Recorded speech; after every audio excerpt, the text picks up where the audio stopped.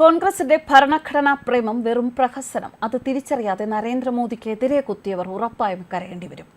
കോൺഗ്രസ് തിരഞ്ഞെടുപ്പ് ജയിക്കാനായി പല വ്യാജ ആരോപണങ്ങളും മോദി സർക്കാരിനെതിരെ ഉപയോഗിച്ചിരുന്നു. അതിൽ ന്യൂനപക്ഷങ്ങളെ ഏറ്റവും ഭയപ്പെടുത്തിയ ഒരു പ്രചരണമുണ്ടായിരുന്നു. അടുത്ത ഭരണത്തോടെ മോദി സർക്കാർ ഭരണഘടന പൊളിച്ചടുക്കുമെന്നും ദളിത് ആദിവാസി വിഭാഗങ്ങൾ മുതലുള്ള എല്ലാ സംവരണവും എടുത്തു കളയും എന്നതുമാണ്. ഇതിനു പുറമെ ഫ്രീ വാഗ്ദാനവും വിദേശ ഇടപെടലും ഈ തിരഞ്ഞെടുപ്പിൽ ഉണ്ടായിട്ടുണ്ട് എന്ന ചില സൂചനകളും പുറത്തുവന്നിരുന്നു.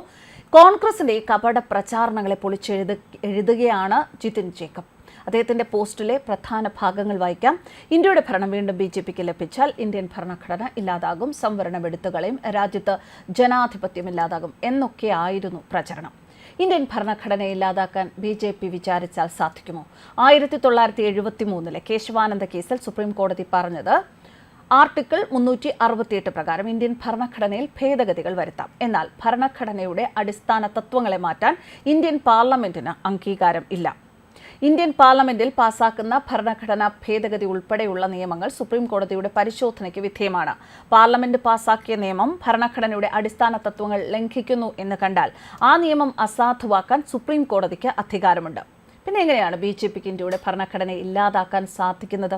അതൊക്കെ പോട്ടെ, ഇന്ത്യൻ ഭരണഘടനയെ സംരക്ഷിക്കും എന്ന് പറഞ്ഞ് കോൺഗ്രസ് നേതൃത്വം നൽകുന്ന ഹമാസ് മുന്നണി നടക്കുന്നുണ്ടല്ലോ. അവർ ഇപ്പോൾ കാണിക്കുന്ന ഭരണഘടനാ പ്രേമം വെറും പ്രഹസനമാണ് എന്നത് ചരിത്രം പരിശോധിച്ചാൽ മനസ്സിലാകും. ചരിത്രത്തിലേക്ക് ഇതുവരെ ഇന്ത്യൻ ഭരണഘടനയിൽ 106 ഭേദഗതികൾ വരുത്തിയിട്ടുണ്ട്. അതിൽ 80 ചെയ്തത് കോൺഗ്രസ് ഭരണത്തിലാണ്. BJP ഭരണത്തിൽ നടത്തിയ ഭരണഘടനാ ഭേദഗതികൾ 22 8 മോദി സർക്കാരും 14 വാജ്പേയി സർക്കാരും. മോദി ഇതുവരെ നടത്തിയ ഭരണഘടനാ ഭേദഗതികളെ കുറിച്ച് പറയാം. ജഡ്ജിമാർ തന്നെ നിയമിക്കുന്ന 1993 മുതലുള്ള രീതി മാറ്റി പഴയ രീതിയിലേക്ക് പോകാനുള്ള നിയമം. GST bill, national commission for the backward classes NCBCക്ക് ഭരണഘടനാ പദവി നൽകുന്ന നിയമം, സാമ്പത്തികമായി പിന്നാക്കം നിൽക്കുന്നവർക്ക് സംവരണം നൽകുന്ന നിയമം, ഫിനാൻസ് കമ്മീഷനുമായി ബന്ധപ്പെട്ട ഭേദഗതി, പട്ടികജാതി പട്ടികവർഗ സംവരണം 10 വർഷത്തേക്ക് കൂടി നീട്ടാൻ ഭേദഗതി, സംസ്ഥാനങ്ങൾക്ക് OBC ലിസ്റ്റ് തീരുമാനിക്കാൻ അനുവദിക്കുന്ന ഭേദഗതി, വനിതാ ബിൽ. ഇത്രയുമാണ് മോദി സർക്കാർ കഴിഞ്ഞ 10 കൊല്ലം കൊണ്ട് നടത്തിയ ഭരണഘടനാ ഭേദഗതി. അതിൽ ജഡ്ജിമാർ തന്നെ നിയമിച്ചോളാം എന്ന് പറഞ്ഞ് കൊളീജിയം സംവിധാനം അവസാനിപ്പിക്കാനുള്ള നിയമം സുപ്രീം കോടതി തള്ളി. എന്നിട്ടാണ് നരേന്ദ്രമോദി ഏകാധിപതിയാണ്, ഭരണഘടനയെ ഇല്ലാതാക്കുന്നു എന്നൊക്കെ പറഞ്ഞ് പ്രചരണം നടത്തുന്നത്. കോൺഗ്രസ് ഭരണത്തിൽ ഇന്ത്യൻ ഭരണഘടനയിൽ വരുത്തിയ മാറ്റങ്ങൾ എന്തെല്ലാം ആണ് എന്ന് ചരിത്രം പഠിച്ചവർക്ക് അറിയാം. കോടതികളുടെ അധികാരം വെട്ടിക്കുറയ്ക്കൽ, മൗലിക അവകാശങ്ങൾ എടുത്തുകളയൽ, അടിയന്തരാവസ്ഥയിലെ ഭീകരതയ്ക്ക് വേണ്ടി നടത്തിയ ഭരണഘടനാ ഭേദഗതികൾ എന്ന് തുടങ്ങി ഇന്ത്യയുടെ ഭരണഘടനയുടെ ആമുഖം തന്നെ കോൺഗ്രസ് മാറ്റിക്കളഞ്ഞു. അധികാരം നിലനിർത്താൻ വേണ്ടി കൊണ്ടുവന്ന ഭരണഘടനയുടെ 39ാം ഭേദഗതി പ്രകാരം പ്രസിഡന്റ്, വൈസ് പ്രസിഡന്റ്, പ്രധാനമന്ത്രി, സ്പീക്കർ എന്നിവരുടെ തിരഞ്ഞെടുപ്പ് ചോദ്യം ചെയ്യാൻ പാടുള്ളതല്ല എന്ന് ഭരണഘടനാപരമായി സ്ഥാപിക്കപ്പെട്ടു. കോടതികൾക്ക് ഇതിൽ ഇടപെടാനുള്ള അധികാരവും ഇല്ലാതാക്കി. ഇനി ഏകാധിപതികളെ പോലെ ഇന്ത്യ ഭരിച്ചത് ആരൊക്കെയാണ് എന്ന് നോക്കിയാൽ ജനം വോട്ട് ചെയ്ത് തിരഞ്ഞെടുത്ത സംസ്ഥാന സർക്കാരുകളെ പിരിച്ചുവിട്ട ഭരണാധികാരികൾ ആരൊക്കെ എന്ന് നോക്കിയാൽ മതി. ജനാധിപത്യത്തിന്റെ പുണ്യവാളൻ എന്ന് തള്ളുന്ന നെഹ്റു 7 തവണയാണ് സംസ്ഥാന സർക്കാരുകളെ ഭരണഘടന ഉപയോഗിച്ച് പിരിച്ചുവിട്ടത്.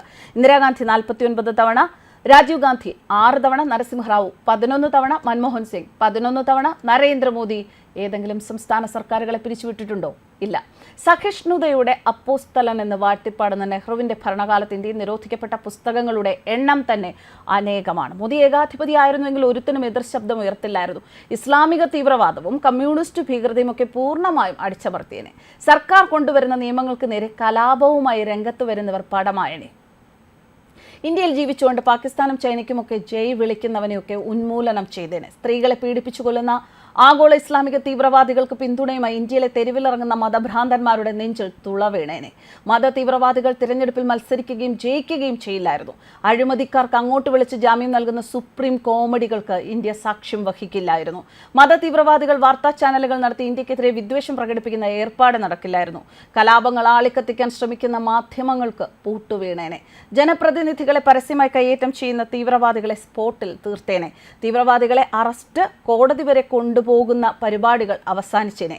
ഇന്ത്യയുടെ വികസന പ്രവർത്തനങ്ങൾ തടയാൻ വേണ്ടി മാത്രം പ്രവർത്തിക്കുന്ന വിദേശ ഫണ്ട് വാങ്ങുന്ന NGOകളൊന്നും ഇന്ത്യയിൽ പ്രവർത്തിക്കില്ലായിരുന്നു. കേരളം പോലുള്ള സംസ്ഥാനങ്ങളിലെ സമാന്തര സമ്പദ് വ്യവസ്ഥ ഇല്ലാതായേനെ. നിങ്ങൾ അദ്ദേഹത്തെ ഫാസിസ്റ്റ് ഏകാധിപതി എന്നൊക്കെ വിളിക്കുമ്പോൾ നരേന്ദ്രമോദി ഒരു ദിവസമെങ്കിലും ഏകാധിപതിയെ പോലെ ഇന്ത്യ ഭരിച്ചിരുന്നു എന്ന് ആഗ്രഹിക്കുന്നവരാണ് ഇന്ത്യൻ ജനത. ഒരിക്കലെങ്കിലും ഒന്ന് ഏകാധിപതിയാകൂ. ബഹുമാനപ്പെട്ട മോദി, നമ്മുടെ രാജ്യത്തിന്റെ സഹിഷ്ണുതയാണ് അവർ മുതലെടുക്കുന്നത്. ജനാധിപത്യത്തിന്റെ ഭാഷ അവർക്കറിയില്ല. അതുകൊണ്ടാണ് തിരഞ്ഞെടുപ്പിൽ തോറ്റാൽ അത് അംഗീകരിക്കാതെ EVM ക്രമക്കേട്, ഇന്ത്യയിൽ ജനാധിപത്യമില്ല എന്നൊക്കെ കരഞ്ഞുകൂവി നടക്കുന്നത്. അവർക്ക് ജനാധിപത്യത്തെ അംഗീകരിക്കാൻ കഴിയില്ല. അവർ അതിനെ അട്ടിമറിക്കാൻ ഇനിയും ശ്രമിച്ചുകൊണ്ടേയിരിക്കും. അവർക്ക് മനസ്സിലാകുന്ന ഭാഷയിൽ വേണം മറുപടി കൊടുക്കാൻ. ഇനിയും വൈകരുത്. ഇതൊരു അപേക്ഷയാണ്. പ്ലീസ്. News desk കർമാനസ്.